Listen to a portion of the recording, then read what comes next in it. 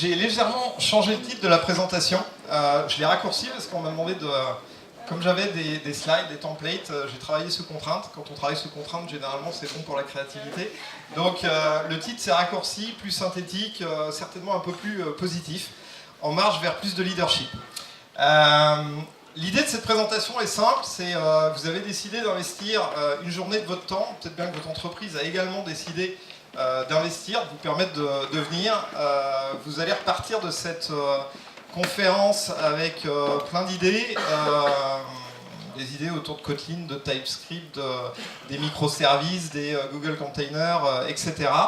Et en même temps, l'objectif ultime, c'est pas simplement de s'en mettre plein la tête, l'objectif c'est de transformer ça en action, en décision au quotidien.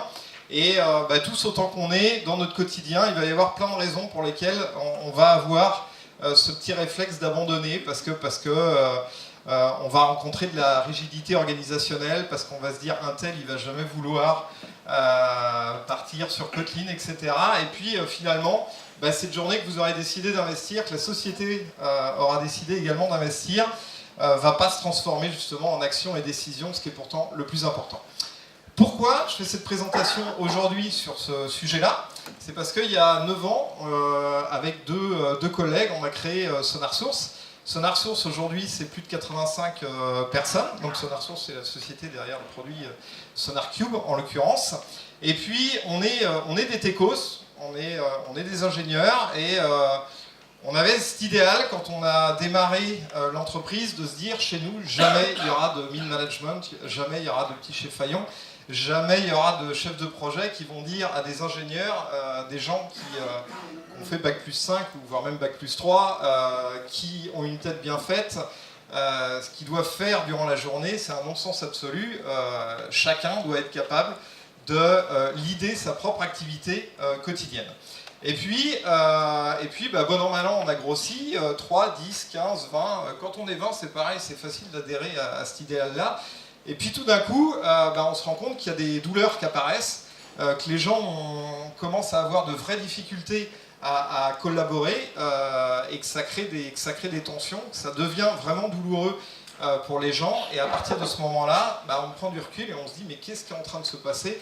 Et en tant que fondateur, on se sent responsable de la douleur qui est provoquée par ces gros problèmes de collaboration. Et il y a 2 ans, on a entrepris une démarche d'intelligence collective chez SonarSource, donc ça peut paraître un petit peu pompeux. Dans les faits, on a fait intervenir une personne qui s'appelle Bénédicte, qui nous a dit, moi en tant que bon ingénieur, je me disais mais c'est des problèmes organisationnels, il faut redéfinir les rôles, blablabla. Et là, Bénédicte nous a dit non mais en fait c'est très simple, il faut juste apprendre aux gens à collaborer efficacement, à se parler. Et ce que je vais, en fait, l'histoire que je vais vous conter aujourd'hui, c'est toutes ces petites évolutions qu'on a mis en place et qui nous permettent aujourd'hui d'être 90, toujours avec une organisation à plat, plus basée sur des concepts de cercle et globalement avec des gens qui se font plaisir. Il y a toujours des petites souffrances de ci, de là, hein, c'est la vraie vie, mais globalement des gens qui se font plaisir. Avertissement. Juste, parce que j'ai un peu oublié de mettre mon timer là. Tac. Avertissement, toute bonne présentation, je ne sais pas si la mienne sera bonne, mais toute bonne présentation est régie par un principe de base, surtout 30 minutes. On envoie la purée, on envoie des messages simples et on ment énormément par omission. Donc avertissement, je vais beaucoup mentir par omission. Et je vais envoyer des messages très simples, vous allez éventuellement vous dire, mais oui, tout ce qu'il vient de dire c'est évident, je l'applique demain. Forcément, le diable se cache un peu dans les détails, donc maintenant j'ai l'esprit tranquille, vous le savez, je vais mentir par omission. Oui, ça sera que par omission. Petit retour en arrière, Étienne de la Poésie. Je ne sais pas si vous connaissez le discours de la servitude volontaire, ça a été écrit en 1550. Cet auteur avait entre 16 et 18 ans quand il a écrit ça. Et c'est considéré comme le livre de référence sur tout ce qui est lié au mécanisme d'aliénation des peuples. Donc qui explique comment un petit despote, un petit tyran est capable d'aliéner tout un peuple, des millions de personnes. y a des phrases comme les tyrans sont grands uniquement parce qu'on est à genoux, ou j'ai oublié la deuxième phrase. Le principe, en fait, derrière ce bouquin est relativement simple. Il consiste à dire que quand il y a un système en place, on collabore tous plus ou moins consciemment à ce système-là. On a tous notre responsabilité, donc en gros, on est tous un peu des... Il y a un collabo qui sommeille en chacun d'entre nous. Pourquoi je dis ça? Parce qu'en fait, tous autant qu'on est, on aime bien la BD d'Hilbert, on aime bien se mettre du côté de Dilbert, on aime bien critiquer les systèmes en place, critiquer nos managers, les organisations qui sont un petit peu rigides. Et en même temps, par rapport à ce bouquin-là, on peut se demander qui est le plus collabo des deux, en fait. Et la question est réellement ouverte. Est-ce que c'est le chef, là, ou est-ce que c'est Dilbert? Et pourquoi je vous dis ça? Parce qu'en fait, au quotidien, on a également notre responsabilité en tant que développeur pour faire bouger les choses. Et en fait, on a une vraie capacité à faire bouger les choses. Je vais vous prendre un exemple qui illustre le fait que vous faites partie du système. Chez SonarSource, le mécanisme de recrutement, le process de recrutement, on commence par un test de programmation en ligne, et puis ensuite il y a une première interview en ligne de 30 minutes. Durant cette première interview en ligne, j'en fais pas mal de mon côté, on commence par une présentation de 5-7 minutes de SonarSource, c'est la moindre des politesses, qu'est-ce qu'on fait, la proposition de valeur, pour donner la big picture aux candidats. Et ensuite, je pose la question suivante aux candidats, je commence par dire, mais bien entendu, j'ai lu votre CV, d'ailleurs votre CV est là, je sais quel est votre parcours. Moi, ce qui m'intéresse aujourd'hui, c'est de parler de demain. C'est de comprendre, dans un monde parfait, quel est le type de job idéal que vous souhaiteriez faire, auquel vous aspirez, quelles sont vos motivations profondes, quels sont vos drivers. 60% des candidats n'arrivent pas à répondre à cette question, c'est-à-dire me rejouent le CV. Alors, moi j'ai un diplôme d'ingénieur, j'ai commencé par intégrer cette société de service, j'ai travaillé sur tel produit, blablabla. Bla, bla, bla. La caricature, ça a été il y a 3 semaines, j'ai un candidat, il a passé 10 minutes comme ça, à me rejouer son CV, il avait un CV qui était long comme le bras, et au bout de 10 minutes, il me regarde et il me dit, mais un peu gêné, à vous, et il se dit, mais à vous, moi je lui ai posé ma question il y a 10 minutes, c'est à quoi vous aspirez en fait?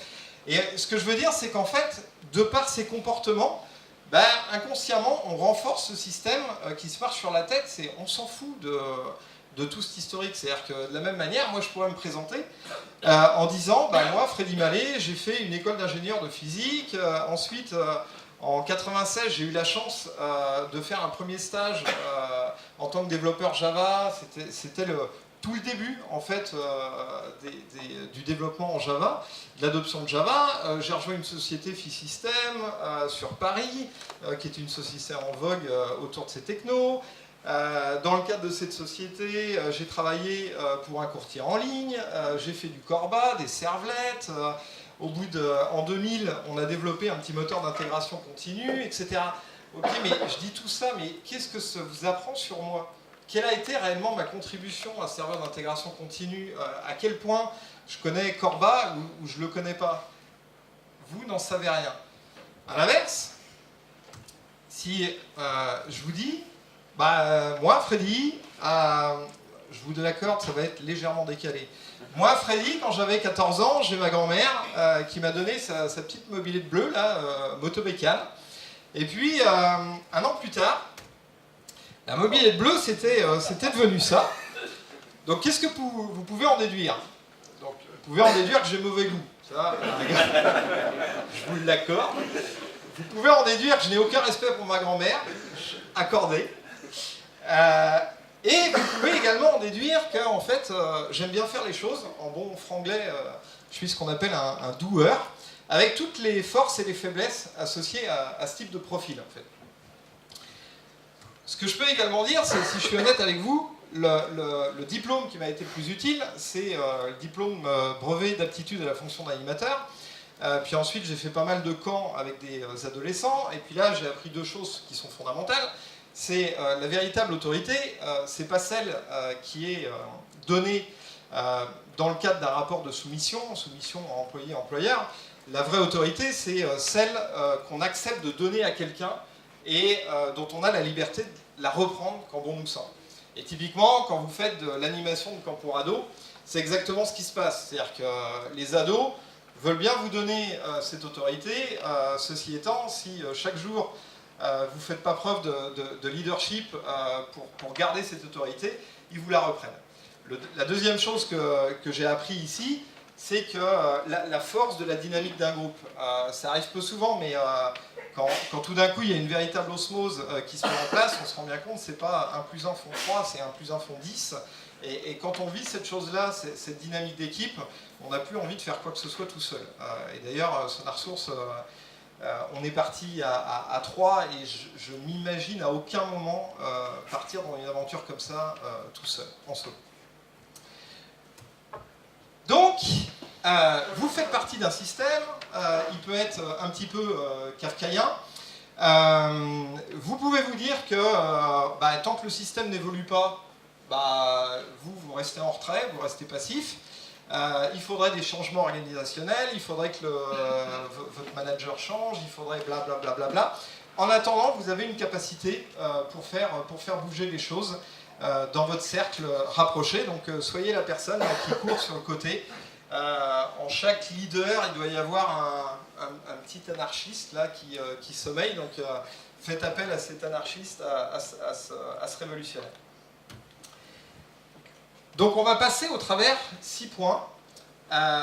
C'est les 6 points, en fait, les petits outils qu'on a mis en place chez SonarSource pour permettre en fait, à chaque SonarSourceur de faire preuve de leadership dans son activité quotidienne et justement pour éviter d'avoir à demain embaucher des chefs de projet.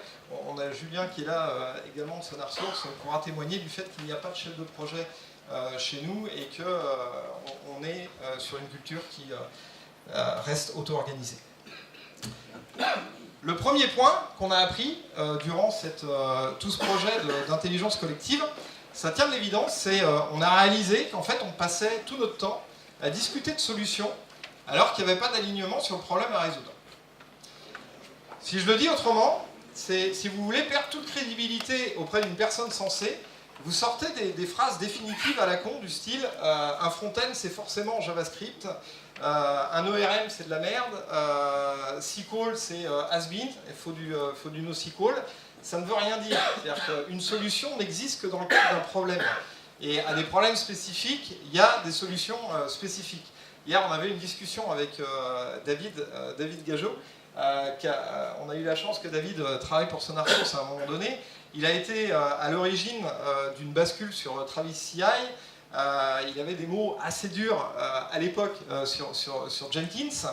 Et en même temps, David me disait hier, chez Docker, j'ai mis en place Jenkins. Et j'ai mis en place Jenkins parce que j'avais une problématique pour laquelle Jenkins était la plus adaptée.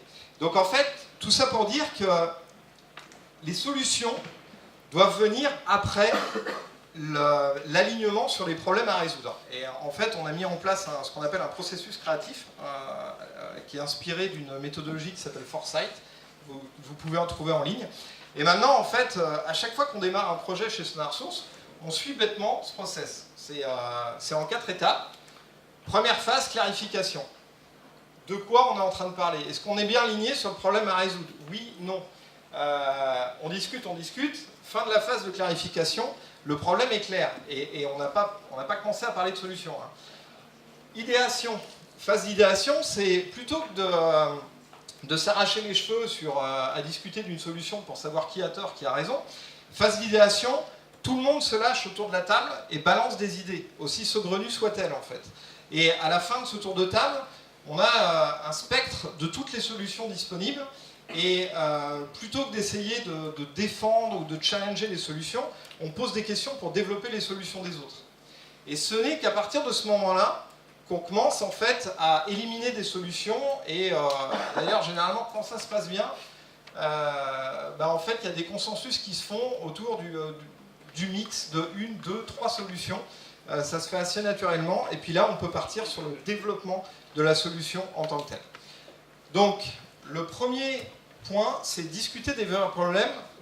Je vous encourage en début de semaine prochaine, premier meeting auquel vous allez assister, posez-vous la question, est-ce que je suis bien sûr là, que tous les gens qui participent au meeting sont en train d'essayer de résoudre le même problème. Et vous verrez que des fois, c'est pas si évident que ça. Le deuxième point qu'on a réalisé, c'est on est des ingénieurs, on aime bien le blanc, le noir, le yin, le yang, les solutions un petit peu tranchées. Et on aime bien être entendu, et pour être entendu, bah, on parle, et on parle le plus fort possible. Il y a un taux de testostérone là, qui est relativement important pour des raisons sociologiques dont on ne parlera pas ici. Et pourtant, quand on prend l'exemple de Git, en fait, avant de pouvoir pousser quoi que ce soit, on commence par synchroniser, en fait. On commence par prendre tout ce qui a été fait par les collègues durant les dernières minutes, les dernières heures. On intègre tout ça, et une fois qu'on l'a intégré, là, on vient pousser notre changement.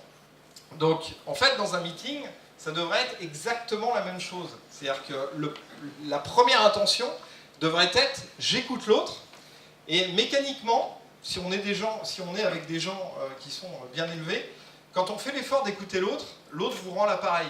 C'est-à-dire que vous lui faites ce cadeau de l'écouter attentivement, et étrangement, 5-10 minutes plus tard, il va vous dire « et à toi ?» et je te laisse la parole. Et je vais faire l'effort d'aller sur ta planète, de comprendre ce que tu es en train de me pousser. Et pareil, ça peut paraître évident, mais mine de rien, mettre en place ce niveau d'écoute d'un point de vue culturel sur l'ensemble de la boîte, c'est pas du tout évident.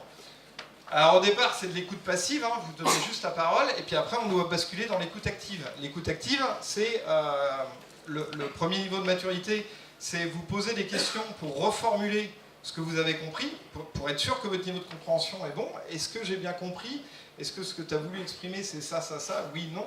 Et puis le deuxième niveau de maturité, c'est vous poser des questions comme un coach pour réussir vraiment à extraire toute la quintessence de ce que l'autre veut vous dire. Donc, deuxième point, on écoute pour être écouté. Ça vous parle? Le troisième point, troisième point qui se découpe un peu en deux, c'est cultiver la diversité et être à l'aise avec le conflit. Et pour cultiver la diversité, il faut être à l'aise avec le conflit. Ce que j'entends par là, c'est que je reviens au système kafkaïen, au petit chef Fayon, etc. Il y a quelques années, il y a un développeur qui sort d'un meeting, qui vient vers moi et qui me dit Freddy, là, ce meeting, c'était du grand n'importe quoi. Il y a un tel qu'on va appeler Paul, qui a monopolisé la parole. Et personne n'a pu en placer une. Et je suis là, et bah, est-ce que tu pourrais intervenir? Et tu me demandes d'intervenir, j'étais pas dans le meeting, je sais pas ce qui s'est passé. Pourquoi toi, durant le meeting, tu n'es pas simplement intervenu en disant à Paul, bah, Paul, ça fait 10 minutes que tu t'exprimes sur le sujet, je pense qu'on a compris là où tu voulais en venir, il faut distribuer le temps de parole, et il faut être à l'aise avec ce conflit-là, parce qu'en fait, la même personne qui va dire « il ne nous faut pas de chef de projet » va s'appuyer sur un chef de projet pour aller résoudre ces petits conflits-là pour lesquels on n'a pas besoin d'un chef de projet, d'un manager. C'est des choses qui devraient être réglées entre nous, en fait. Mais être à l'aise avec cette gestion du conflit, c'est pas évident. Et tant qu'on n'est pas à l'aise avec la gestion du conflit, on n'est pas à l'aise avec le fait de cultiver la diversité. Chez SonarSource, il y a plus de 18 nationalités qui sont représentées là, sur l'ensemble des 85 SonarSourceurs.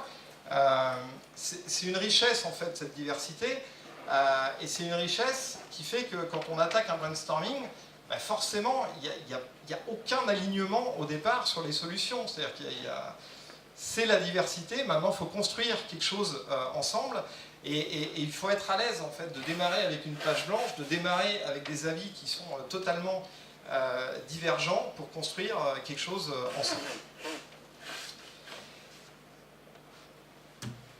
De nouveau, prochain meeting, début de semaine prochaine. Vous regardez en fait quel est le niveau d'homogénéité dans ce meeting-là. Si la personne qui a organisé le meeting, si elle n'a pas été tentée en fait d'inviter dans le meeting des gens qui ont des avis un petit peu rapprochés, justement pour essayer d'aller le plus rapidement possible à une solution qui converge, plutôt que d'inviter des gens au profil extrêmement varié en fait.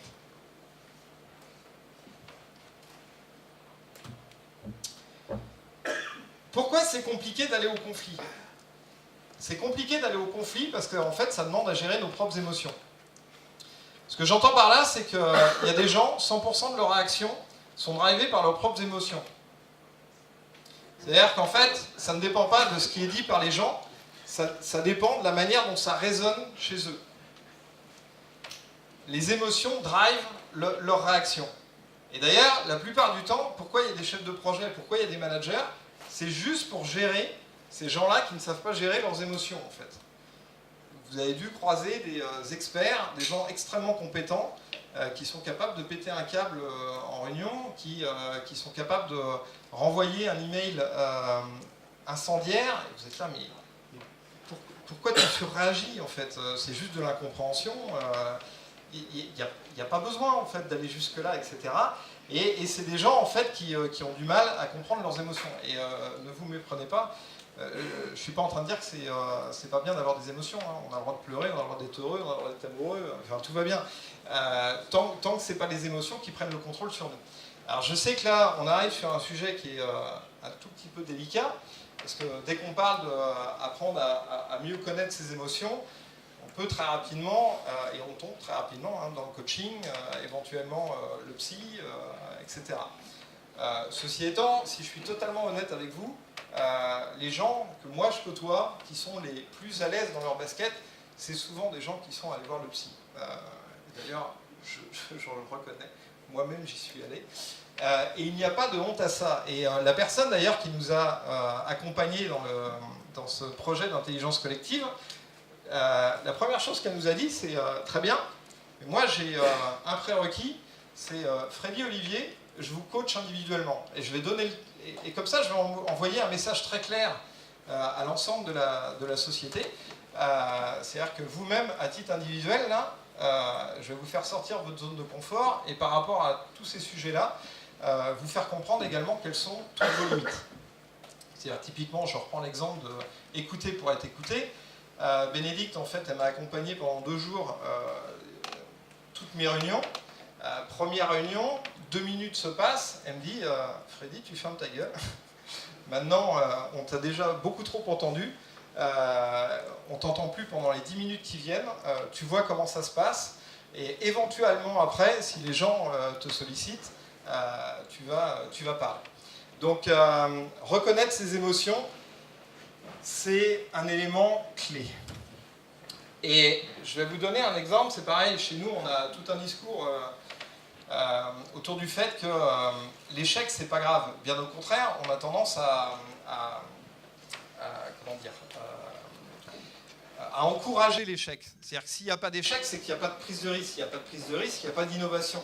Donc il faut être extrêmement confortable avec l'échec. Et éventuellement, il faut même célébrer l'échec. C'est-à-dire que si quelqu'un se plante, il s'est mis en risque, il a essayé une nouvelle techno, ça ne marche pas, il reconnaît à la fin, il sait pourquoi ça ne marche pas, faudrait après se réorganiser une petite soirée pour célébrer l'événement. Et en même temps, malgré ce discours très fort qu'on a chez nous, on n'est pas tous à l'aise avec le rapport à l'échec. Si pendant 10 ans, vous avez un père, une mère, qui vous a dit quand vous rameniez une note inférieure à 15 que vous étiez vraiment, vraiment un bon à rien, forcément ça laisse des traces et suite à ça, réussir à avoir un rapport à l'échec qui est sain, c'est très compliqué. Donc ça se travaille. De nouveau, meeting, et la semaine prochaine, quand vous voyez quelqu'un commencer à surréagir, demandez-vous s'il est en train de surréagir parce que c'est justifié, parce qu'il y a une ligne rouge qui a été franchi par un des participants au meeting, ou si c'est parce que quelqu'un est en train de se laisser emporter par ses propres émotions.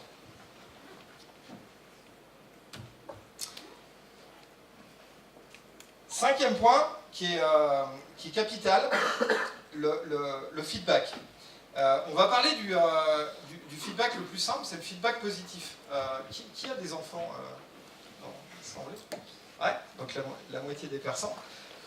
Donc on sait bien que nos enfants ont besoin en fait de ce feedback positif, ont besoin qu'on leur dise régulièrement ce que tu as fait c'est bien, évidemment quand c'est justifié. Hein. Je ne dis pas tous les matins, il faut leur dire oh, t'es génial, etc. On a même le droit, bien entendu, de leur dire de temps à autre je t'aime. Et d'ailleurs, quand on est père, c'est pas toujours évident pour tout le monde de réussir à faire ça au nom de mauvaises raisons. Et en fait, dans le cadre du travail, c'est la même chose. C'est-à-dire que tous autant qu'on est, on se dit la reconnaissance, c'est le bonus à la fin de l'année, c'est l'augmentation. On sait très bien que c'est débile. C'est pas ça qui nous drive. Enfin, je veux dire, c'est important le salaire, c'est important le bonus, etc. Si on attend 365 jours avant d'avoir un retour positif, c'est extrêmement déprimant. Le feedback positif, on en a besoin en permanence. Quand on fait un truc bien, on s'attend à ce que le collègue vous dise ce que tu as fait, c'est top. Et ça devrait être naturel, et ça ne l'est pas. Et en fait, un bon leader, si vous voulez avoir de l'impact, il faut basculer là. C'est quand votre collègue fait un truc bien, vous lui dites en fait, vous l'exprimez. Et de nouveau, il ne s'agit pas de tomber dans la caricature et de lui dire en permanence t'es génial, etc. Mais quand il fait un truc bien, faut le dire. Et à titre perso, typiquement, moi ça m'a pris des années en fait. Il y a des sonars sourceurs, il y en a plusieurs qui sont revenus vers moi, c'était il y a 3 ans, en me disant mais t'es bien gentil, quand ça va mal, tu le dis, alors quand ça va bien, il n'y a personne, quoi. T'es pas là pour nous faire du renforcement positif, fais un effort là. Et ça m'a pris du temps, et alors je touche peut-être pas encore à la perfection, mais je progresse à ce niveau-là. Et une fois que le feedback positif est en place, donc ça, normalement, vous êtes capable de démarrer dès aujourd'hui. Là, si vous êtes venu avec un collègue, n'hésitez pas à lui dire, en fait, ton projet que tu as fait il y a 2 mois, là, putain, tu l'as bien assuré. Déjà, si vous arrivez à faire ça, la deuxième étape, c'est le feedback moins positif. Mais le feedback moins positif, c'est également un don que vous faites à quelqu'un. Oui, qui est du feedback qui doit rester constructif, avec ce qu'on appelle de la candeur radicale. C'est-à-dire que vous êtes factuel, donc c'est radical, et en même temps, ça doit être donné avec bienveillance. C'est-à-dire que c'est pas pour casser l'autre, c'est pour l'aider à progresser, à grandir, en fait.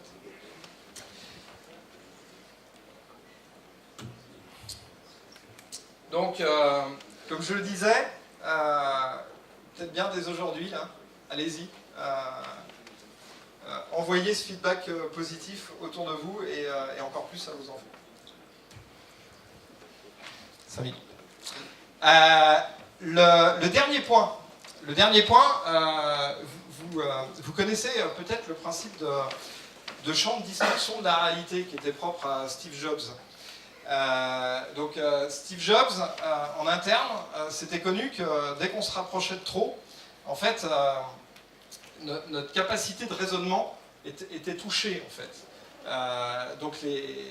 Steve Jobs était capable de faire avaler des couleuvres, a priori, à n'importe quel employé Apple, même si cet employé-là, avant même d'assister au meeting, il savait qu'est-ce qui allait se passer.